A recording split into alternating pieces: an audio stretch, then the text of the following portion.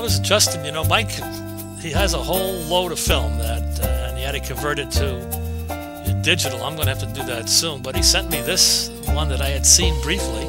That's my son Art when he was just a kid. I guess about 12 or 13. He was an experienced boat hand, though, as you can see the way he's handling the lines. In fact, all the kids learned to sail out of Hilton Head. So by the time I got this boat, myself and Chuck bought it, thanks to a very convenient loan from the bank that his buddy was on the board. They financed this whole thing for us. This is the boat. It had the float on top. We call it the loan arc because that's how alone you are when it goes over. It was supposed to keep the boat from going turtle, but if you went over this boat, you were going to stay over anyway, so we never bothered with it.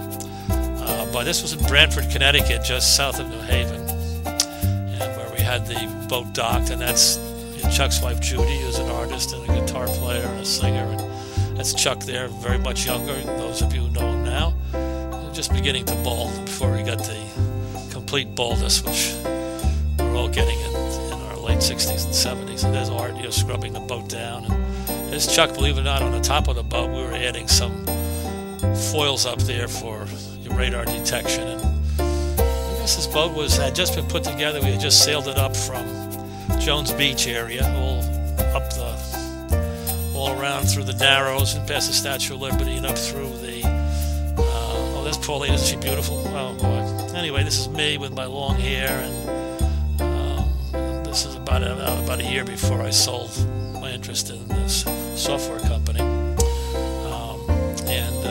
we were sailing out of Branford to, looks like we're going to go up to, we're going to do an overnight. We probably want to go out to the Montauk area or to Fisher's Island, maybe Block Island, I'm not too sure, but it's hard to tell. But the sails were brand new, so they're nice and taut, the nets were nice and taut. One of the things about catamarans is that everything loosens up, because you're essentially dealing with trampolines, and of course on a sailboat that's true about the rigging and everything, so it's always one continuous tightening. You see the boat was riding really so beautifully. It looks like Mike, and I don't know how that was done, but maybe there was a mirror. That looks like one of, I don't know who that was. It was some kid, but maybe it was a friend of Chuck's or something who came on board with us. There's Chuck. This was a cold day when we went out, so everybody was really bundled up. It's Chuck Perrott and Judy for future generations. There's my partner in the boat. He owned a chicken farm up in Liberty, New York, and there's a character. So anyway, he loved to sail, and he was a pirate at heart.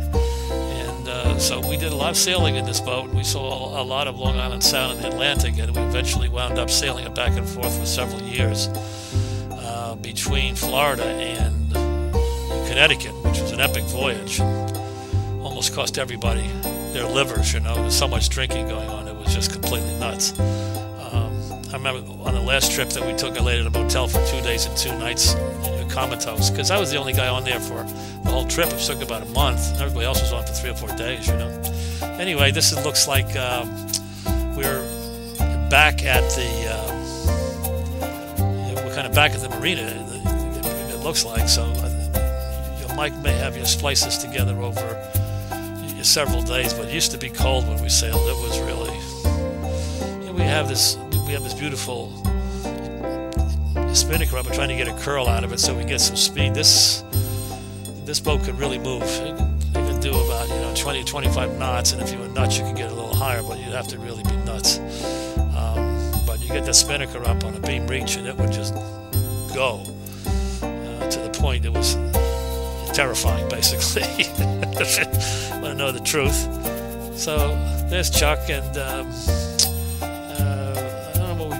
that's in the back of some of the rig for the man overboard stuff, and flags and all the rest of it. We sail this boat a lot.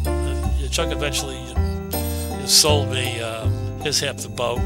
He just needed some money, and he was up in Liberty, so I bought it, and I kept it down in Florida after 2 or 3 years of bringing it back and forth. It was a long trip. It was arduous, and when you're young, you do things like that. You're pretty nuts.